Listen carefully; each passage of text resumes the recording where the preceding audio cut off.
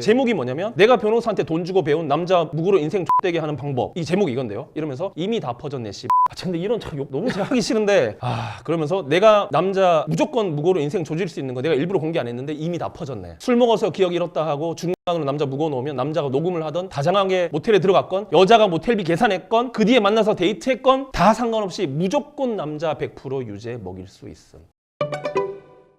안녕하세요. 옆집 변호사 정성영 이광석 변호사입니다. 반갑습니다. 반갑습니다. 오늘은 저희가 그 요즘 화제인 이 요초 사이트죠. 여성시대의 2022년 10월경으로 추정이 되는데요. 그때 올라온 한남 담그는 법, 저도 성범죄 읽어봤습니다. 예. 무고 가이드, 그 무고 매뉴얼을 좀 여러분들의 그 내용을 좀 소개를 해드리고 또 거기에 대해서 좀 말씀 나누는 네. 시간을 가지도록 하겠습니다. 일단 그거는 이렇게 시작이 됩니다. 우선 나는 한 사람을 중간간이라는 죄명으로 고소한 상태야. 여러분 중간간은 참고로 말씀드리면 이게 어떤 사람이 심신상실 또는 한거불능 상태에 빠진 것을 이용해서 간음이나 추행하는 걸 말해요. 쉽게 말해서 뭐 약이나 술에 취해서 의식이 없는 상태를 이용해서 추행이나 간음을 하는 걸 말하고요. 이때 형량은 강간죄일 때랑 똑같아요. 굉장히 형량이 셉니다. 일단 이렇게 시작을 하고 제가 내용을 좀 말씀을 드릴게요. 집행유예만 떠도 한남 인생에 빨간 줄 그을 수 있고, 여러분 한남이 뭐냐면 이게 그 요초 사이트에서 한국 남자를 비하해서 부르는 은어입니다. 예, 한남. 그리고 다니는 직장에서도 잘리게 할 수 있어. 백수면 취업하기 더 힘들게 만드는 건 당연한 거고 하면서 하라고 이렇게 웃습니다. 그러려면 일관성 있는 진술하고 느낌표 9개를 빡 찍습니다. 제가 다 세봤어요, 여러분. 정확히 9개입니다. 그리고 다음으로 중요한 건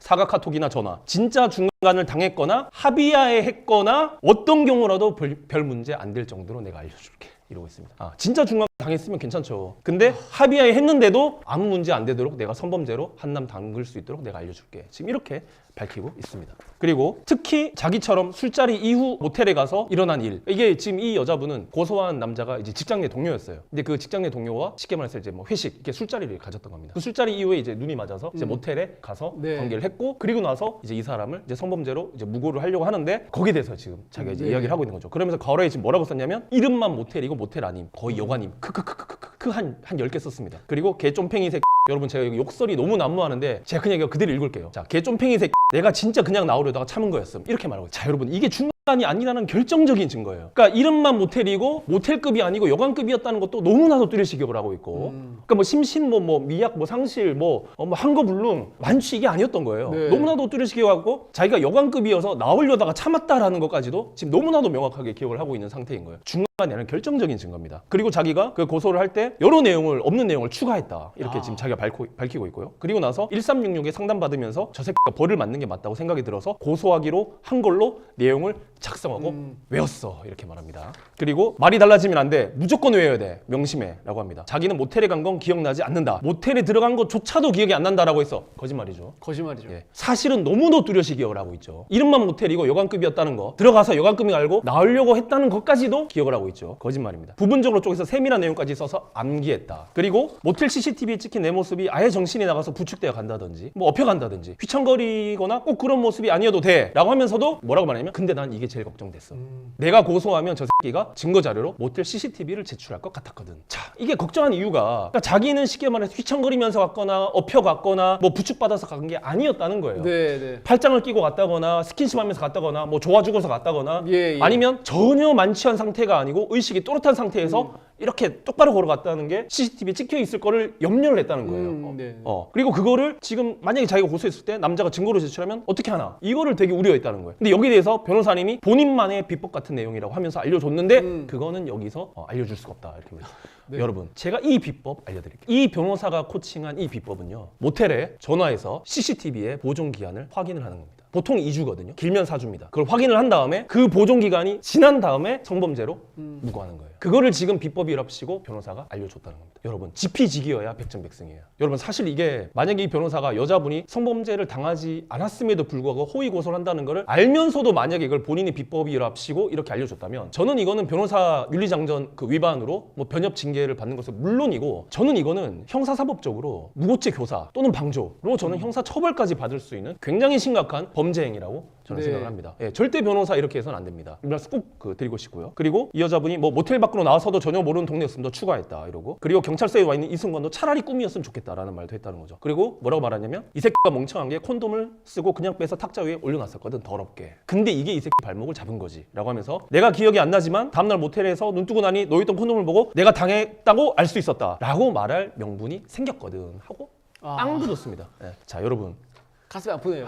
가슴이 아프고 이분은 제가 볼 때 직업을 그냥 전향을 하셔야 될 것 같아요. 연기자로. 예. 그리고 또 이런 말을 합니다. 마음에 드는 남자면 이렇게 고소 안 해도 되겠지? 그리고 이 글을 뭐 읽을 필요도 없겠지? 그 남자가 마음에 들었다면? 그러면서 근데 막상 해보니까 별로였거나 그냥 뭐 하룻밤 이용 정도 그러니까 원나잇 정도 한 거면 사과 온 것만 가지고도 고소하기 충분해. 나이스라고 합니다. 그러면서 어떻게든 사과를 받아내야 된다. 무조건 몰아붙여. 처음에 세게 나가야 돼. 무슨 수단과 방법을 동원해서라도 한남새끼들이 직접 그 고소문을 쓰게 만들어야 가장 좋아. 구술려. 고소에 필요한 말을 스스로 할 때까지 차단을 하지 마. 다 됐다 싶을 때 그때 차단해. 지 혼자 멘붕 와서 웅앵웅앵하게 만들어. 그게 베스트. 그러면서 뭐라고 말하냐면 수사관님한테 조금 미안하긴 했었음 하고 하하 이렇게 웃습니다.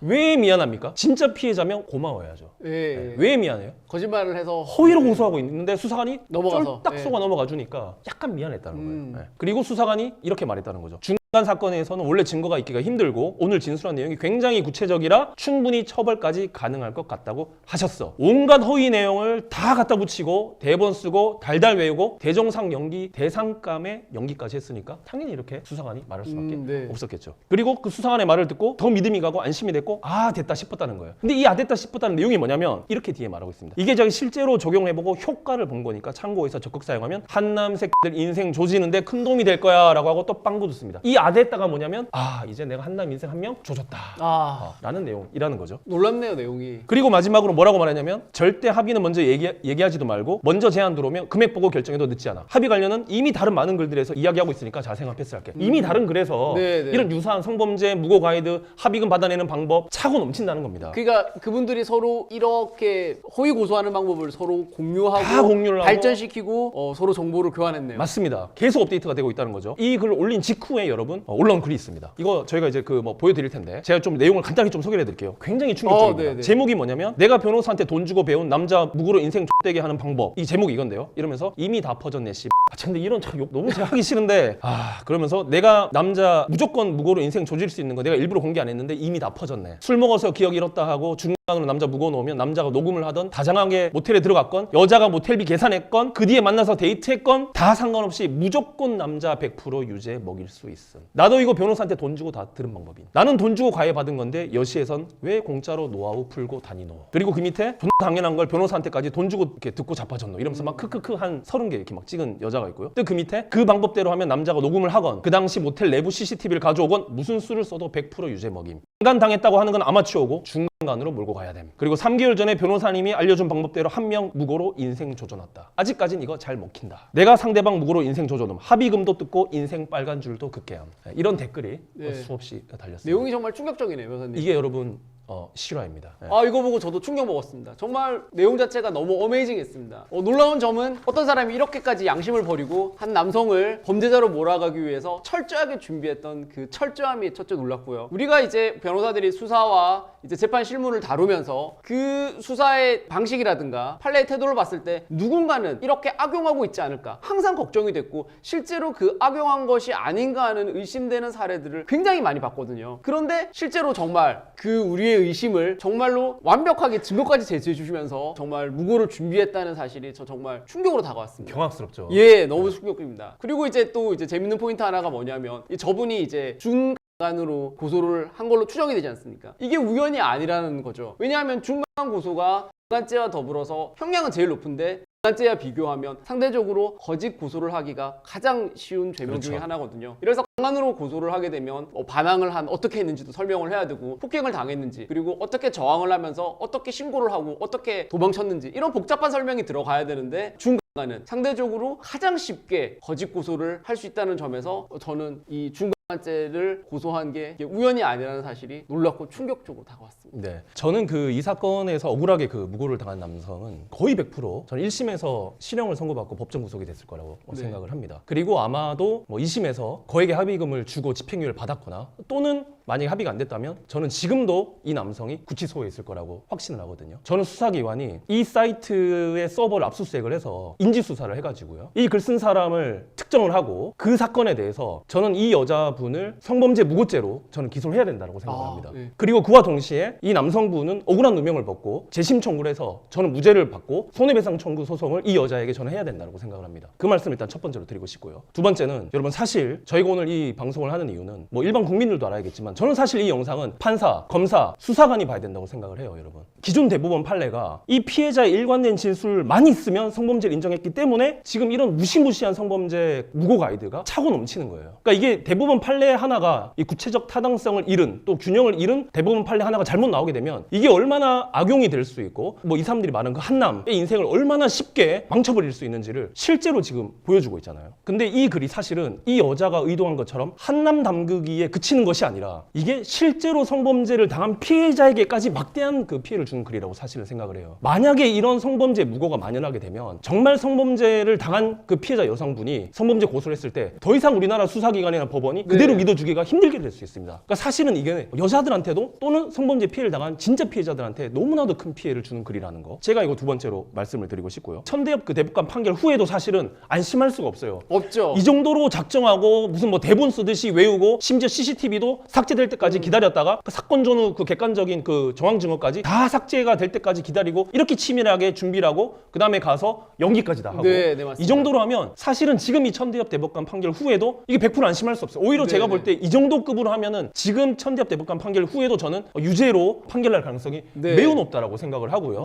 여기에 대해서는 저는 반드시 우리 이 법원과 수사기관이 무고할 유인이 없는 게 아니라 너무나도 무고할 유인이 많고 실제로 이게 지금 너무나도 많이 공유가 되고 이 매뉴얼과 가이드에 따라서 무고가 너무나도 많이 이루어졌고 지금도 이루어지고 있고 많은 사람들이 피해를 입었다라는 말씀을 꼭 드리고 싶습니다. 자, 변호사님.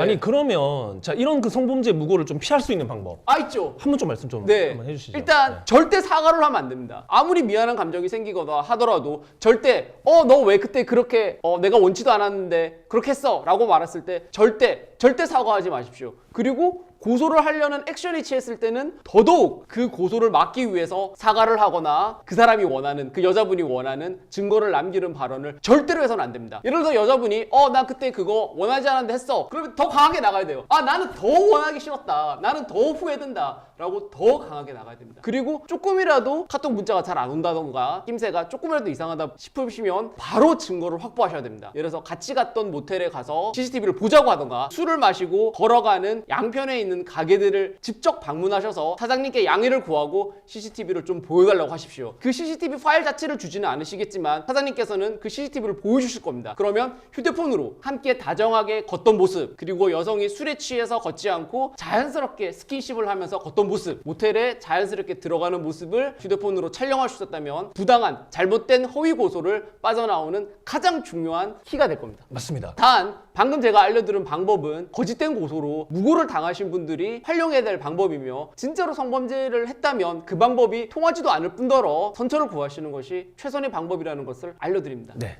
옆집 변호사는 성범죄 무고가 대한민국에서 완전히 사라지는 그날까지 여러분과 끝까지 함께하겠습니다. 오늘 영상 유익하셨다면 구독, 좋아요, 알림 부탁드립니다. 감사합니다. 감사합니다.